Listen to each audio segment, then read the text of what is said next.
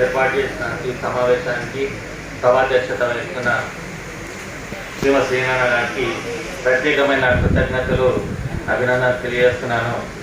ఎందుకంటే శ్రీనారాయణ ప్రతి ఒక్కరిని కలిసిండు. ఇంతవరకు కూడా ఏవో ఉద్యోగస్తులు కూడా ఈ విధంగా కార్యాచరణ తీసుకొని అందరు కలిసిన చరిత్రను ఇప్పటివరకు చూడలేదు. కానీ వాళ్ళు ఈ హాల్ నిండిపోతుందేమో అనుకున్నా కానీ చాలా మంది ఇండివిజువల్స్ వచ్చారు, అది బాధాకరము. అయితే అదేవిధంగా మాజీ డిప్యూటీ స్పీకర్ రాజన్న గారు, గోల బాలరాజన్న గారు, ఆనంద్ గారు, రమేష్ అన్న గారు, మళ్ళా బండ శ్రీనారాయణ గారు, వేదిక మీద ఉన్న పెద్దలందరికీ, వేదిక మీద ఉన్న నా జాతి కుటుంబ సభ్యులందరికీ కూడా నా యొక్క ఉద్యమ నమస్కారాలు, జై మాన్యం. అయితే మనము సమాజంలో తెలంగాణ ఉద్యమాన్ని చూసినాం. నేను ఎవరిని తప్పు పట్టడం కాదు, ఒక్కొక్క సిచ్యువేషన్ ఒక్కొక్కరు ఒక్కొక్క విధంగా అనలైజ్ చేస్తారు, ఒక్కొక్క యాంగిల్ అనలైజ్ చేయడం జరుగుతుంది. తెలంగాణ ఉద్యమంలో వేల సంఘాలు ఉన్నాయి, ఒకరికొకరు పొంతన లేని సంఘాలు తెలంగాణ కొరానికి పనిచేసినాయి, కామన్ ఎజెండా కొరానికి. కానీ మాదిగలలో ఉన్న వాళ్ళు 10 సంఘాలు పెట్టవచ్చు, ఇంకా 10 సంఘాలు పెట్టినా కానీ తప్పులేదని నాకు అనిపిస్తుంది. ఎందుకంటే ఒక ఎంఆర్పిఎస్ ఉద్యమము వర్గీకరణ కొరకే కొట్లాడుతూ అనేక 100 సమస్యల మీద కొట్లాడడానికి సాధ్యపడదు. వాళ్ళకున్న వనరులు కానీ నాయకత్వం కానీ సాధ్యపడదు.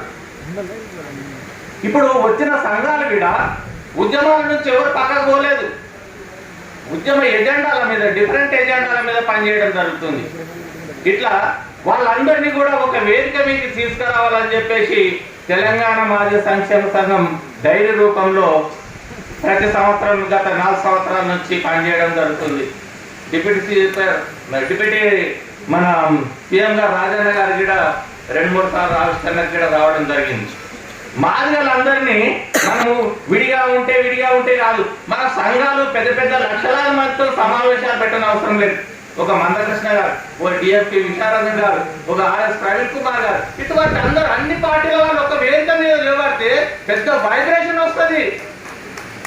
సంఘాలు మనము లక్షలాది మందితో పెడితేనే వైబ్రేషన్ కాదు, మనసు మాదిగలలో ఉన్న సంఘాలన్నీ కలిసి, అన్ని సంఘాలు, ఉద్యోగ సంఘాలు, ఉద్యమ సంఘాలు, కళాకారులు అందరికీ వేదిక మీద కనబడితే ఎంత బ్రహ్మాండమైన వైబ్రేషన్ వస్తుంది, ఎటువంటి మెసేజ్ వస్తుంది.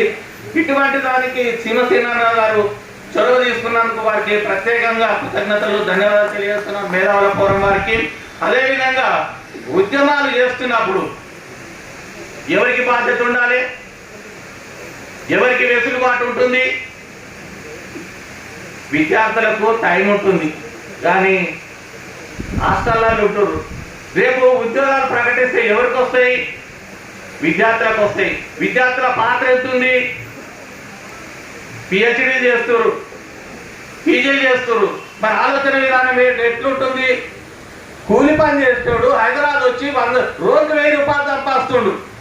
యూనివర్సిటీలలో చదివిన వాళ్ళు ఉపాధి హామీ పనులలో పోయి 200 రూపాయలకు పనిచేస్తారు. మన ఆలోచన విధానం ఎట్లుంటుంది?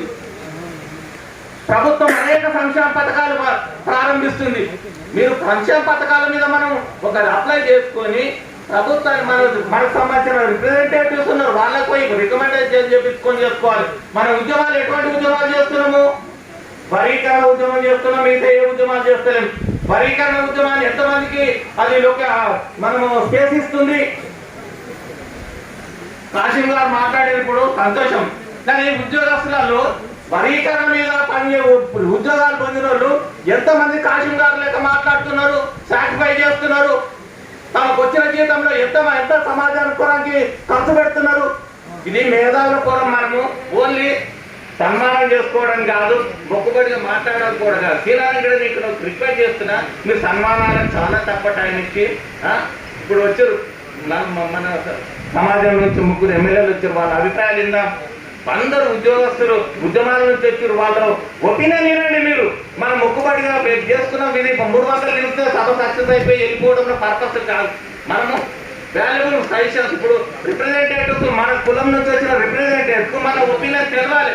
వాళ్ళు ఏంటంటే, నేను టీఆర్ఎస్ ప్రతినిధిగా పనిచేసినప్పుడు, నేను ఎంపీటీసీ ఉన్నప్పుడు మాదిగలకు మంత్రి పదవి కావాలని విద్యా పాలక దగ్గర ధర్నా చేసినాం. మన టీఆర్ఎస్ ఎంపీటీసీ ఉంది, విద్యా హక్కు చట్టం అమలు చేయాలని చేసినాం. కానీ కొంతమంది ఏమనుకుంటారంటే వాస్తవంగా మన వాళ్ళకు ఇబ్బంది ఉంది, మన సమాజం నుంచి మనం పోయి అప్లై చేసుకునే పరిస్థితి వాళ్ళకి లేదు. అది మా విషయం నాకు తెలుసు. కానీ వాళ్ళ మీద ఒత్తిడి చేయాలంటే మనం ఏమైనా ఉద్యమాలు చేస్తున్నామా, ఏమో రిప్రజెంటేటివ్ తీసుకున్నాం, వాళ్ళ మీద ఒత్తిడి వస్తే కానీ మా సమాజం ఇట్లా అడుగుతుంది సార్ మీరు ఇది చేయమని వాళ్ళు అడగవచ్చు. వాళ్ళతో వాళ్ళు అడిగే ఇనిషియేటివ్ చేసుకునే సిచ్యువేషన్ లేదు, ఇక్కడ కానీ ఎక్కడైనా ఉండదు. అది సామాన్య జనరల్ అయితే ఇటువంటి సందర్భంలో విద్యార్థులు కూడా ఉద్యమాలకు టైం ఇవ్వండి. ఎవరైతే ఉద్యోగస్తులు ఉన్నారో మీ జీవితంలో గొప్ప చెప్పుకోవాలి, నేను ఉద్యమాలకు 25% ఖర్చు పెడుతున్నా, 15% ఖర్చు పెడుతున్నా, 10% ఖర్చు పెడుతున్నా అని మీకు గొప్ప చెప్పుకునే వైపు ఉద్యోగస్తులు కూడా స్థాయికి ఎదగాలని చెప్పి కోరుకుంటున్నాను. విద్యార్థులు కూడా అన్ని వసతులు ఉన్నాయి. 5-10 సంవత్సరాలు మీరు కష్టాలు ఉద్యమాలకు పాల్గొనండి. ఏ ఉద్యమమైనా మన మానవ సమాజానికి సంబంధించిన ఉద్యమాలు పనిచేయండి. వేలాది లక్షలాది మంది ఉన్నారు. ఏం చేస్తున్నారు మీరు? రేపు భవిష్యత్తు మీదే. మీ భవిష్యత్తు పరంగా మీకు సోయి లేకపోతే ఎవరు చేస్తారు? సరే, సమయం బాబు వల్ల ఇంకా సాయంత్రం దాకా మాట్లాడవచ్చు, మీరేం తొందరపడకండి. ఈ అవకాశం ఇచ్చిన ఈనాలకు నిర్వాహకులకు ప్రత్యేకంగా కృతజ్ఞతలు ధన్యవాదాలు తెలియజేస్తూ ముగిస్తున్నాను. Thank you. జై మాదిగా.